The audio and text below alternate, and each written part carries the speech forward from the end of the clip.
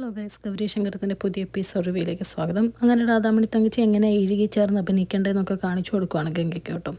പിന്നെ പിറ്റേ ദിവസം രാവിലെ ആവുകയാണ്. ശങ്കർ റെഡിയാവുന്നുണ്ട്.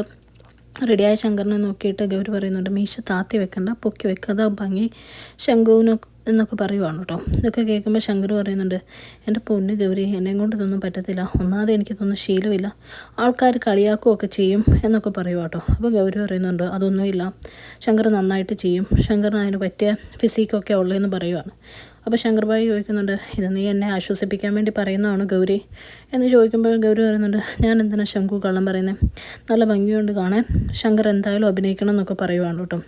അപ്പോൾ ശങ്കർ പറയുമോ, എന്നാൽ ഒരു കൈ നോക്കാമല്ലേ എന്ന്. അതേ സമയത്ത് നമ്മുടെ ശേഖർ ഭായി മുറിയിൽ ഒരുങ്ങുവാണ് കേട്ടോ. വീട്ടിൽ ഫോട്ടോഷൂട്ടുണ്ട്, ഇന്ന് ഗംഗയുടെ കൂടെ ഞാനും എന്തായാലും 4-5 ഫോട്ടോ എടുത്തിട്ടേ ഉള്ളൂ, എനിക്കിന്ന് സെറ്റായിട്ട് നിന്ന് ഫോട്ടോ എടുക്കണമെന്ന് പറഞ്ഞ് കണ്ണാടിയുടെ മുമ്പിൽ നിന്ന് ഭയങ്കര ഒരുക്കുക. എന്നിട്ട് മീശ കണ്ടിട്ട് പറയുന്നുണ്ട്, ഇതൊന്ന് ഷേപ്പാക്കിയാലോ, ഒരു ലുക്കില്ലല്ലോ ഇന്ന് രാവിലെ കാണാനെന്നൊക്കെ പറഞ്ഞ് ഷേപ്പാക്കുന്നുണ്ട്. ആ സമയത്ത് കമല പയ്യെ അവിടെ വന്ന് നോക്കുന്നുണ്ട് കേട്ടോ. കമല വന്ന് നോക്കിയിട്ട് പറയുന്നുണ്ട്, ഓ കോഴിശേഖരൻ ഇനി ഫോട്ടോഷൂട്ടിന് പോവായിരിക്കും, ശരിയാക്കി കൊടുക്കാമെന്ന് പറഞ്ഞ് ശേഖരനെ ഇട്ടുകൊണ്ട് പോകാനുള്ള സ്യൂട്ടും കോട്ടും ആ ബെഡേൽ ഇങ്ങനെ വെച്ചേക്കുവാണ് കേട്ടോ. അതിലോട്ട് നായ്ക്കറിനപ്പൊടി വിതറുവാണ്. എന്നിട്ട് പറയുന്നുണ്ട്, കോഴിശങ്കരൻ്റെ ഫോട്ടോഷൂട്ട് ഞാൻ ഇന്നത്തോടെ അവസാനിപ്പിച്ച് കൊടുക്കാമെന്ന്. ആ സമയത്ത് താഴെ കുഴിത്തുരുപ്പ് വക്കീലിൻ്റെ അടുത്ത് ഫോട്ടോഗ്രാഫറും ലൈറ്റ്മാനും ഒക്കെ വന്നിട്ടുണ്ട്. എന്നിട്ട് പറയുന്നുണ്ട്, പെട്ടെന്ന് ആർട്ടിസ്റ്റിനെ വിളിക്കുക, എനിക്ക് പോയിട്ട് ഒത്തിരി തിരക്കുള്ളതാണ്, അതുകൊണ്ട് എന്തായാലും പെട്ടെന്ന് വിളിക്കുമെന്ന് പറയുവാണ് കേട്ടോ. അപ്പോഴേക്കും ശങ്കർ താഴെ വരുമ്പോഴേക്കും മഹാദേവൻ പറയാം, എൻ്റെ മോനെ കാണാൻ പൊളിയായിട്ടുണ്ട്, അടിപൊളിയായിട്ടുണ്ട്, ഇതാണ് ആർട്ടിസ്റ്റ് എന്ന് പറയുവാണ്. പക്ഷേ ഗൗരിയും ശങ്കറും മുകളിലോട്ട് നോക്കുമ്പോൾ ഗംഗ ഇറങ്ങി വരുവാണ് കേട്ടോ. ഗംഗയാണ് ഒരു ഷോർട്ട് ഡ്രസ്സൊക്കെ ഇട്ടിട്ട്. ഇത് കണ്ടിട്ട് ശങ്കർ ഇങ്ങനെ, ഇതെന്താ ഇവൾ ഈ കോലത്തിൽ, ഇതെന്ത് കോലമാടി, നിനക്ക് നാണമില്ലേ എന്നൊക്കെ ചോദിക്കുന്നുണ്ട്. അപ്പം മഹാദേവനും രാധാമണി തങ്കച്ചിയൊക്കെ പറയുന്നുണ്ട്, ഇതൊരു ഫോട്ടോഷൂട്ടല്ലേ, അപ്പോൾ ഇങ്ങനെയൊക്കെ വേണ്ടേ എന്നിങ്ങനെ പറയുവാണ് കേട്ടോ. കഴിയുമ്പോഴേക്കും ഗംഗ ശങ്കറിൻ്റെ അടുത്ത് നിന്നിട്ട്, എന്താണ് ശങ്കു നീ ഇങ്ങനെ നോക്കുന്നത്, ഇതിനിപ്പോൾ എന്താ കുഴപ്പമെന്നുള്ള രീതി ചോദിക്കുക. അപ്പോഴും ശങ്കർ ഇങ്ങനെ ഗൗരിയോട് ചോദിക്കുക, നിനക്കിത് കണ്ടിട്ടൊന്നും തോന്നുന്നില്ല ഗൗരി, ഇതെന്ത് കോലം ഇവൾ ഈ കെട്ടിക്കൊണ്ട് നടക്കുന്നതെന്ന് ചോദിക്കുന്നുണ്ടോ. ഗൗരി ഒന്നും മിണ്ടുന്നില്ല. അതേ സമയത്ത് ഇതേ മുകളിൽ നിന്ന് വീണ്ടും ശേഖർ ഭായി ഇറങ്ങി വരുക, സ്യൂട്ടും കോട്ടൊക്കെ ഇട്ട്. അപ്പോൾ എല്ലാവരും വീണ്ടും അന്നും വിട്ട് പോവാണ് കേട്ടോ. അപ്പോൾ ശേഖർ ഭായി പറയുവാണ്, ഇന്ന് എൻ്റെയും കൂടെ ഫോട്ടോഷൂട്ട് നടത്തണം, അതും ഗംഗയുടെ കൂടെ തന്നെ നടത്തണം എന്ന് പറയുവാണ് കേട്ടോ. ഇത് കേൾക്കുമ്പോൾ ഗൗരിക്ക് ചെറുതായിട്ട് ചിരി വരുന്നുണ്ട്. ശങ്കർ ഭായി ഇങ്ങനെ ഇതെന്ത് കോലം എന്നുള്ള രീതി നോക്കി നിൽക്കുവാണ്. ആർട്ടിസ്റ്റുകൾ ഇനിയും ഉണ്ടോ എന്ന് ചോദിച്ച് ക്യാമറമാൻ ദേഷ്യപ്പെടുവാണ്. എന്നിട്ട് പറയുകയാണ്, എങ്ങനെ എല്ലാവരും ഒന്നും അഭിനയിപ്പിക്കാൻ പറ്റത്തില്ല, എനിക്ക് ഫോട്ടോ എടുത്തിട്ട് വേറെ പരിപാടി ഉള്ളതെന്ന് പറയുവാണ് കേട്ടോ. അപ്പോഴേക്ക് രാധാമണി തങ്കച്ചി മനസ്സിൽ പറയാം, ഓ ഇവൻ ഇന്നത്തെ പദ്ധതി എല്ലാം പൊളിക്കും, ഇത് കുളമാക്കി കൈ തരും. അപ്പം മഹാദേവനും കുഴിത്തിരിപ്പ് വക്കീലിനോട് പറയുകയാണ്, ഇവനിത് ചളമാക്കും എന്നാണ് തോന്നുന്നത്.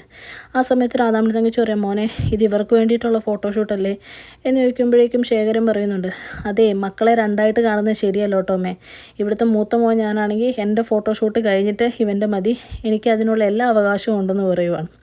അതേസമയത്ത് രാധാമണി തങ്കച്ചി, ഓ ഇവനോട് ഇനി പറഞ്ഞിട്ട് കാര്യമില്ല എന്നുള്ള രീതിയിൽ ഇങ്ങനെ നിൽക്കുവാണ്.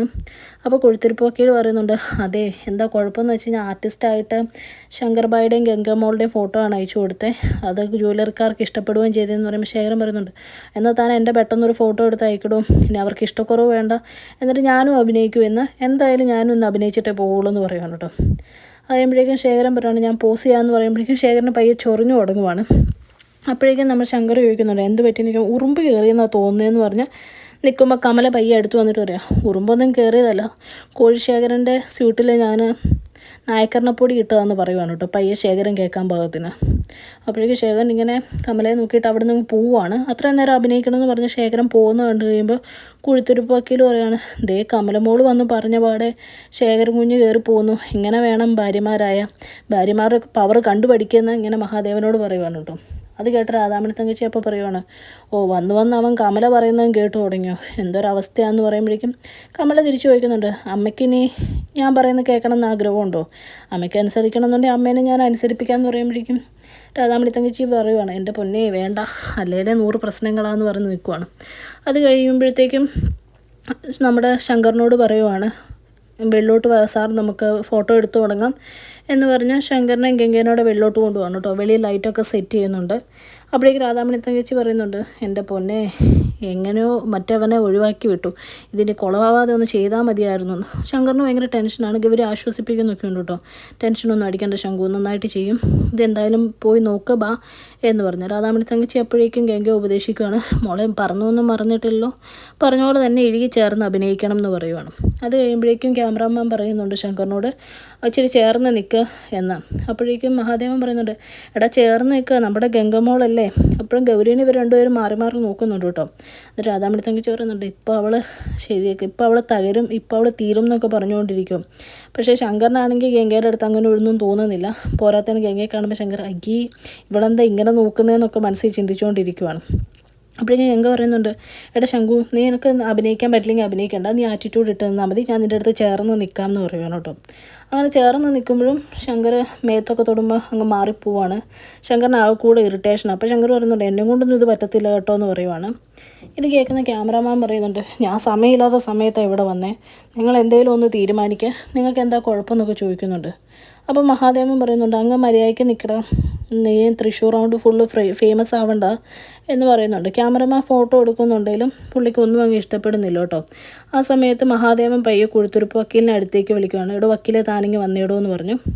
എന്നിട്ട് വക്കീലിനോട് പറയുന്നുണ്ട്, ഗൗരിയെ നോക്കിക്കൊണ്ട് പറയുന്നുണ്ട്, താനേ ഒരു കേസ് എടുക്കാൻ വേണ്ടി റെഡി ആയിക്കോ, ഏറെക്കുറെ ഇവിടെ പൊട്ടിത്തുടങ്ങിയെന്ന് പറയുവാണ് കേട്ടോ. ഗൗരി അത് കേൾക്കുന്നുണ്ട്, പക്ഷേ ഗൗരി ഒന്നും മിണ്ടുന്നില്ല. ഗൗരി ഇങ്ങനെ മിണ്ടാതെ നിൽക്കുക. പിന്നെ ക്യാമറമാൻ വഴക്ക് പറയും, ഇവരെന്തായി കാണിക്കുന്നത്, ഇവർ ചേർന്ന് നിൽക്കുന്നില്ല, ഇങ്ങനെയാണെങ്കിൽ ഫോട്ടോ എടുത്തിട്ട് എന്തിനാ കൊള്ളാമെന്നൊക്കെ ചോദിച്ച് ചൂടാവുകയാണ്. അപ്പോൾ രാധാമണി തങ്കച്ചിയും ഗൗരീനെ നോക്കി പറയുന്നുണ്ട്, നീ തീർന്നടി ഗൗരി, നിൻ്റെ അവസാനമായി, ഇനി ഈ ചാരങ്ങാട്ട് വീട്ടിൽ നീ ഉണ്ടാവുകയില്ല എന്നൊക്കെ. അപ്പം ഗംഗ ശങ്കറിൻ്റെ തോളിൽ പിടിച്ച് നിന്ന് ഫോട്ടോ ഒക്കെ എടുക്കുന്നുണ്ട്. എന്നിട്ട് ശരിയാവുന്നില്ല. അപ്പോൾ പെട്ടെന്ന് ഗൗരി പറയുവാണ്, ശങ്കർ എന്ന് വിളിച്ചിട്ട് അങ്ങ് ചെല്ലുവാണ്. എന്നിട്ട് പറയാം, ശങ്കറിന് എന്താ പറ്റി, എന്താ കുഴപ്പം, ശങ്കർ എൻ്റെ അടുത്ത് എങ്ങനെയാണ് ഒന്ന് ഫോട്ടോഷൂട്ടിന് നിൽക്കുന്ന പോലെ നിൽക്കുന്നൊക്കെ പറയുവാണ് കേട്ടോ. ഗൗരീനെ കാണുമ്പോഴേക്കും ശങ്കർ ആകെ മാറുവാണ്. ശങ്കർ ഭയങ്കര സൂപ്പറായിട്ട് ഷൂട്ട് ചെയ്യാൻ വേണ്ടി നിൽക്കുവാണ് കേട്ടോ. ചേർത്തൊക്കെ പിടിച്ച് എങ്ങനെയാണോ ഫോട്ടോഗ്രാഫർ പറയാത്ത രീതിയിൽ കൂടെ ഇവർ രണ്ടുപേരും കൂടെ നിൽക്കുക. ഇതൊക്കെ കണ്ട് നമ്മുടെ രാധാമണി തങ്കച്ചി പണിയെല്ലാം പാളിയോ, മഹാദേവനും ഇവളെന്തുട്ടായി കാണിക്കുന്നത്, ഇത് കുളമാവുമെന്നാണ് തോന്നുന്നതെന്നൊക്കെ പറഞ്ഞ് രണ്ടുപേരും പരസ്പരം സംസാരിച്ചുകൊണ്ടിരിക്കുകയാണ് കേട്ടോ. അപ്പോഴേക്കും നമ്മുടെ ഫോട്ടോഗ്രാഫർ ഫോട്ടോ എടുക്കും. ഫോട്ടോ എടുത്ത അയാൾ പറയും, ഇതാണ് പെർഫെക്റ്റ് മാച്ച്. ഇപ്പോൾ സാറിൻ്റെ മുഖത്ത് എക്സ്പ്രഷൻസൊക്കെ വന്നു കണ്ടില്ലേ, എന്ത് കിടുക്കാച്ചിയായിട്ടാ, ഇത് നേരത്തെ കാണിച്ചാൽ പോരായിരുന്നോ. എന്തായാലും ഇവർ രണ്ടും നല്ല പേരാണ്, നല്ല മാച്ചാണ്, നല്ല ഒറിജിനാലിറ്റി ഉണ്ടെന്നൊക്കെ പറഞ്ഞ് ഫോട്ടോഗ്രാഫർ ഇങ്ങനെ പുകഴ്ത്തിക്കൊണ്ടിരിക്കുകയാണ് കേട്ടോ. ശങ്കറും ഗൗരിയും മാറി മാറി ഓരോ പോസ് ഫോട്ടോഗ്രാഫർ പറയുന്ന അനുസരിച്ച് കൊടുക്കുന്നുമുണ്ട്. ഇതെല്ലാം കണ്ട് മഹാദേവനും രാധാമണി തങ്കച്ചി ആ കൂടെ പ്ലാൻ പൊട്ടിയ പോലെ നിൽക്കുവാണ്. എന്നിട്ട് കുഴുത്തുരുപ്പ് വക്കീൽ അവരോട് ചോദിക്കുന്നുണ്ട്, ഇനിയിപ്പോൾ എന്നാ ചെയ്യുമെന്നും പറഞ്ഞ് ഇങ്ങനെ നിൽക്കുന്നത് കാണിച്ചുകൊണ്ടാണ് കേട്ടോ ഇന്നത്തെ എപ്പിസോഡ് അവസാനിക്കുന്നത്. ചാനൽ ഇഷ്ടപ്പെട്ടാൽ ലൈക്ക് ചെയ്യാനും സബ്സ്ക്രൈബ് ചെയ്യാനും കമൻറ്റ് ചെയ്യാനും മറക്കരുത്. Thank you.